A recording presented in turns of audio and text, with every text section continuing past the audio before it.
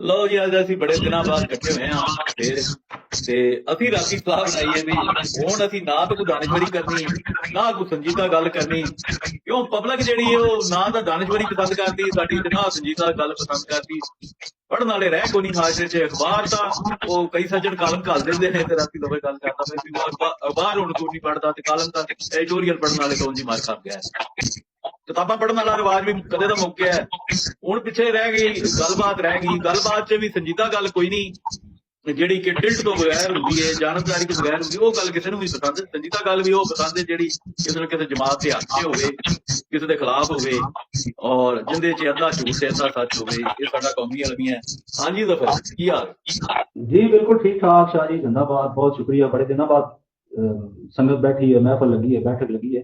शाह जी गल ये है कि मेरा अपना एक ख्याल है सोशल मीडिया में थोड़ा बहुत एक स्टूडेंट के तौर पर मैं देखता रहना।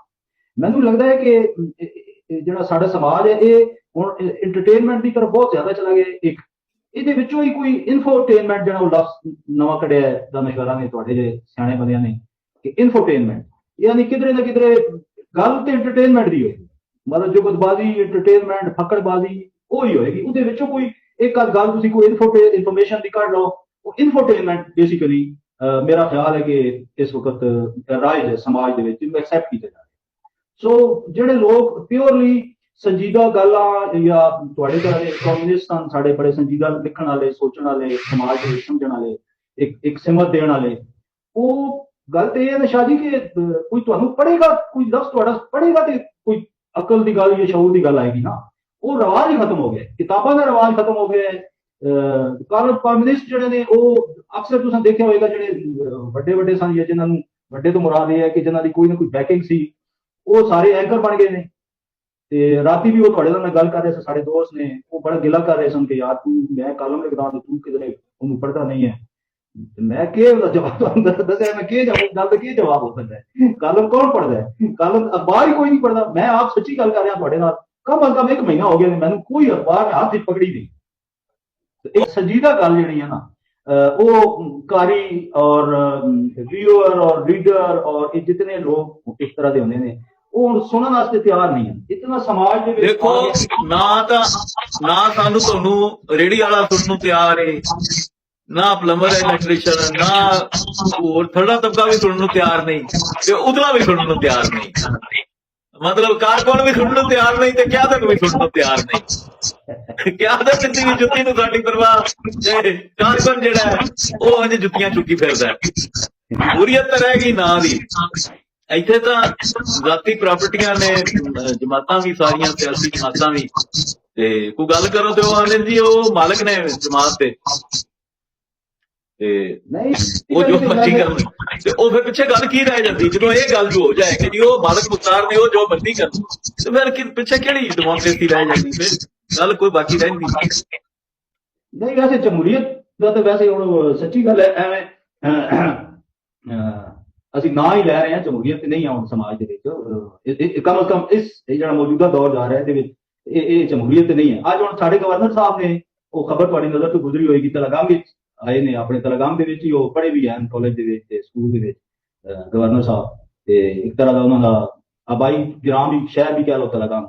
ਉੱਥੇ ਉਹਨਾਂ ਨੇ ਕਿਹਾ ਕਿ ਜੀ ਮੈਨੂੰ, ਮਤਲਬ ਉਹਨਾਂ ਨੇ ਇੱਕ ਇਜ਼ਹਾਰ ਕੀਤਾ ਹੈ, ਆਪਣੀ ਫੋਰਕਾਸਟ ਪੇਸ਼ਨ ਗੋਈ ਕੀਤੀ ਹੈ। ਉਹਨਾਂ ਨੇ ਕਿਹਾ ਕਿ ਮੈਨੂੰ ਲੱਗਦਾ ਹੈ ਕਿ 6 ਮਹੀਨੇ ਤੋਂ ਜ਼ਿਆਦਾ ਹੋਣੇ ਸਾਡਾ ਇਤਿਹਾਸ ਨਹੀਂ ਚੱਲ ਸਕਦਾ ਨੂਨ ਦਾ। ਉਹਨਾਂ ਨੇ ਖਦਸ਼ੇ ਦਾ ਇਜ਼ਹਾਰ ਕੀਤਾ ਹੈ। ਉਹ ਖਦਸ਼ੇ ਦਾ ਇਜ਼ਹਾਰ ਉਹਨਾਂ ਨੇ, ਮੇਰਾ ਖਿਆਲ ਹੈ ਉਹ ਜ਼ਿਆਦੇ ਵਾਸਤੇ ਕੀਤਾ ਹੈ ਕਿ ਬਈ ਇਹ ਰੋਜ਼ ਚੁੱਕ ਕੇ ਦਰਖਾਸਤਾਂ ਗਵਰਨਰ ਹਾਊਸ ਪਹੁੰਚ ਜਾਂਦੇ ਸਨ ਤੇ ਜਨਾਬ ਇਹ ਕੰਮ ਕਰਾ ਦਿਓ, ਤੇ ਤਬਾਦਲਾ ਕਰਾ ਦਿਓ, ਤੇ ਟ੍ਰਾਂਸਫਰ ਕਰਾ ਦਿਓ, ਤੇ ਜੋ ਵੀ ਕਿਹਾ ਜਾਂਦੇ ਜਾਂ ਆਮ ਜ਼ਾਹਿਰ ਸਿਆਸਤ ਨਾ ਦੀ ਇसी ਚੀਜ਼ ਲਈ ਹੈ ਨਾ ਕਿ ਕੋਈ ਤੁਸੀਂ ਅਵੇਅਰ ਕਰੋ ਲੋਕਾਂ ਦੀ।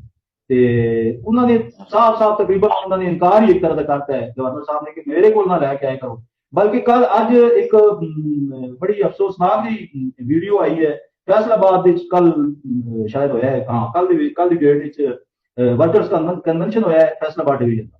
ਉੱਥੇ ਇੱਕ ਬਜ਼ੁਰਗ ਜਿਆਲੇ ਨੇ ਆਪਣਾ ਇੱਕ ਦੁਖੜਾ ਬਿਆਨ ਕੀਤਾ ਹੈ। ਉਹਨੇ ਕਿਹਾ ਜੀ ਕਿ ਮੈਂ ਗਰੀਬ ਆਦਮੀ ਹਾਂ ਤੇ ਮੇਰਾ ਗਵਰਨਰ ਬਣ ਗਿਆ ਤੇ ਮੈਨੂੰ ਬੜੀ ਖੁਸ਼ੀ ਹੋਈ। ਮੈਂ ਉਹਨੂੰ ਲੈਟਰ ਲਿਖਿਆ ਹੈ, खत लिखा है, चिट्ठी लिखी है कि जी तुहानू बड़ी मुबारकबाद होएगी जी, तुसीं पार्टी की तरफों गवर्नर लग गए हो ते तुहानू मुबारक होए। ते नाल ही उन्हें कहा कि जी मैं बीमार हाँ ते मेरा कोई ਸਿਸਟਮ ਨਹੀਂ ਹੈ ਠੀਕ, ਤੇ ਦਵਾਈਆਂ ਦਾ ਖਰਚਾ ਤੇ ਜੋ ਵੀ ਹੁੰਦਾ ਹੈ ਬਜ਼ੁਰਗਾਂ ਨੂੰ ਪਤਾ ਹੀ ਆ। ਹੁਣ ਸਾਰੇ ਜਿਆਦੇ ਬੇਸਿਕਲੀ ਤੇ 60 ਉੱਤੇ ਹੀ ਆ ਨਾ ਸਾਰੇ ਜਿਤਨੇ ਨੇ, ਅਸੀਂ ਆਪ ਹੀ ਹੁਣ ਤਕਰੀਬਨ ਉਸ ਉਮਰ ਤੇ ਪਹੁੰਚੇ ਆ, ਤੇ ਦਵਾਈਆਂ ਦਾ ਖਰਚਾ ਹੀ ਸ਼ਾਹ ਜੀ ਦੇਖੋ ਤੇ ਹਰ ਬੰਦੇ ਦਾ ਜਿਹੜਾ ਤੇ ਸਾਨੂੰ ਹੁਣ ਮਨ ਖਪ ਜਾਣਾ ਚਾਹੀਦਾ ਹੈ, ਜਾਨ ਛੱਡੀਏ ਆਵਾਮ ਨੂੰ, ਨਵੀਂ ਪੀੜ੍ਹੀ ਤੇ ਰਿਹਾ ਕੋਈ ਨਹੀਂ ਜ਼ਿਆਦਾ। ਨਹੀਂ ਮਰਨਾ ਤੇ ਹੁਣ ਸ਼ਾਹ ਜੀ ਟਾਈਮ ਨਾਲ ਹੈ ਨਾ, ਹੁਣ ਜਿਹੜਾ ਵਕਤ ਆਏਗਾ ਉਹਦੇ ਉੱਤੇ ਹੀ ਮਰਨਾ ਹੈ ਨਾ। ਉਸ ਤੋਂ ਪਹਿਲੇ ਜਿਹੜਾ ਮਰਨ ਤੋਂ ਪਹਿਲੇ ਦੀ ਜਿਹੜੀ ਦੇਤੀ ਨਹੀਂ ਹੋ ਸਕਦੀ। ਹੁਣ ਜਿਹੜੀ ਕੋਈ ਦਵਾਈ ਦਾਰੂ ਹੈ ਉਹ ਤੇ ਲੈਣਾ ਹੈ, ਰੋਟੀ ਵੀ ਤੇ ਖਾਣੀ ਹੈ ਨਾ 2 ਟਾਈਮ 3 ਟਾਈਮ ਤੇ। ਜਿਸ ਨੇ ਕੋਈ ਨੌਕਰੀ ਨਹੀਂ ਕੀਤੀ, ਕੋਈ ਸਰਕਾਰੀ, ਜਿਹਨੂੰ ਕੋਈ ਪੈਨਸ਼ਨ ਨਹੀਂ ਹੈ, ਉਹ ਬਾਬਾ ਜਿਹੜਾ ਹੈ ਉਹ ਹੁਣ ਕਿੱਧਰ ਜਾਏ, ਕੀ ਕਰੇਗਾ ਉਹ ਬੱਚੇ ਵੀ ਅਗਰ ਉਹਨੂੰ ਨਹੀਂ ਪੁੱਛਦੇ। ਔਰ ਨਾਰਮਲੀ ਤੁਸੀਂ ਹਾਲਤ ਦੇਖ ਲਓ ਜਿਹੜੀ ਅੱਗੇ ਤੁਸੀਂ ਗੱਲ ਕੀਤੀ ਹੈ, middle class basically Shah ji ਤੁਹਾਨੂੰ ਪਤਾ, ਮੈਂ ਕਲਾਸ ਸਿਸਟਮ ਦੇ ਉੱਤੇ ਜਰਾ ਮੇਰੀ ਰਹਿੰਦੀ ਹੈ ਨਜ਼ਰ, ਮਿਡਲ ਕਲਾਸ ਕ੍ਰਸ਼ ਹੋ, ਮਿਡਲ ਕਲਾਸ ਰਹੀ ਹੀ ਨਹੀਂ ਹੈ ਹੁਣ। ਜਾਂ ਅਪਰ ਮਿਡਲ ਕਲਾਸ ਲੀਡ ਹੋ ਜਿਹੜੀ ਤੁਸੀਂ ਕਹਿ ਰਹੇ ਹੋ, ਉਹ ਅਰਬਪਤੀ ਤੇ ਕਰੋੜਾਪਤੀ, ਉਹ ਜਿਹੜੇ 50-50 ਕਰੋੜ ਦੇ ਘਰ 'ਚ ਰਹਿੰਦੇ ਨੇ, ਜਾਂ ਉਹ ਰਹਿ ਗਏ ਨੇ ਤੇ ਜਾਂ ਥੱਲੇ ਰਹਿ ਗਈ ਉਹ ਜਿਹੜੀ ਤੁਸੀਂ ਕਲਾਸ ਕਹਿ ਰਹੇ ਹੋ, ਜਿਹਨਾਂ ਦੇ ਤੁਸੀਂ ਬੜੇ ਤਾਕਤ ਹੋ, ਮਜ਼ਦੂਰ, ਕਿਸਾਨ, ਹਾਰੀ, ਉਹ ਲੋਅਰ ਮਿਡਲ ਕਲਾਸ ਜਿਹਨੂੰ ਕਿਹਾ ਜਾਂਦਾ। ਉਹ ਆਪਣਾ ਰੋਜ਼ ਦਾ ਖਰਚਾ ਕਰਦੇ ਨੇ, ਉਹ ਦਿਹਾੜੀ ਲਾਣੇ ਨੇ 2000 ਦੀ 2500, ਉਹਨਾਂ ਤੁਹਾਨੂੰ ਠਗਣਾ ਹੈ, ਉਹਨੂੰ ਠਗਣਾ ਹੈ, ਉਹਨਾਂ ਆਪਣੀ 2000 2500 3000 ਜੋ ਉਹਨਾਂ ਦੇ ਹੈ ਉਹਨਾਂ ਨੇ ਦਿਹਾੜੀ ਲਾਣੀ ਹੈ ਉਹਨਾਂ ਨੇ, ਔਰ ਉਹ ਉਸ ਤੋਂ ਬਾਅਦ ਉਹਨਾਂ ਨੇ ਆਪਣਾ ਖਰਚਾ ਚਲਾਣਾ। ਇਸ ਦੇ ਦਰਮਿਆਨ ਜਿਹੜੀ ਬੜੀ ਵੱਡੀ ਕਲਾਸ ਹੁੰਦੀ ਸੀ ਮਿਡਲ ਕਲਾਸ, ਜਿਹਨੂੰ ਕਿਹਾ ਜਾਂਦਾ ਸੀ ਸਫੇਦ ਪੋਸ਼ ਕਿਹਾ ਜਾਂਦਾ ਸੀ, ਜਿਨ੍ਹਾਂ ਕੋਲ ਥੋੜੇ ਬਹੁਤੇ ਕਿਤੇ ਨਾ ਕਿਤੇ ਆਪਣਾ ਖਰਚਾ ਖੁਰਚਾ ਵੀ ਹੁੰਦਾ ਹੈ। ਕਿਸੇ ਨੂੰ 150 ਅੱਜ ਤੋਂ 20 ਸਾਲ 30 ਸਾਲ ਪਹਿਲੇ ਇਸ ਕਾਬਲ ਹੁੰਦੇ ਸਨ ਕਿ ਕਿਸੇ ਨੂੰ ਛੋਟੀ ਮੋਟੀ ਮਦਦ ਵੀ ਕਰ ਦਿੰਦੇ ਸਨ, 500-1000 ਰੁਪਏ ਦੀ, ਕਿਸੇ ਦੀ ਕੋਈ ਕਹਾਣੀ ਆ ਗਈ ਹੈ, ਕਿਸੇ ਦੀ ਦੁੱਖ ਆ ਗਿਆ, ਕਿਸੇ ਦੀ ਤਕਲੀਫ ਆ ਗਈ ਹੈ, ਉਹ ਕ੍ਰਸ਼ ਹੋ ਗਈ ਹੈ, ਮਿਡਲ ਕਲਾਸ ਅਰੇਂਜ ਹੋ ਗਈ ਹੈ। ਔਰ ਸ਼ਾਹ ਜੀ ਤੁਹਾਨੂੰ ਪਤਾ ਹੈ ਸਭ ਤੋਂ ਵੱਡੀ ਮਿਡਲ ਕਲਾਸ ਨਹੀਂ ਅਰੇਂਜ ਹੋਈ, ਇਹ ਗਲਤਫਹਿਮੀ ਤੁਸੀਂ ਜਿਆਦਾ ਵੇਖਾਂ ਤੇ ਕੱਢ ਦਿਓ। ਮਿਡਲ ਕਲਾਸ ਮੌਜੂਦ ਹੈ ਤੇ ਲੋਅਰ ਕਲਾਸ ਵੀ ਮੌਜੂਦ ਹੈ, ਤੁਸੀਂ ਉਹਦੇ ਵਿੱਚ ਨਹੀਂ ਹੋ।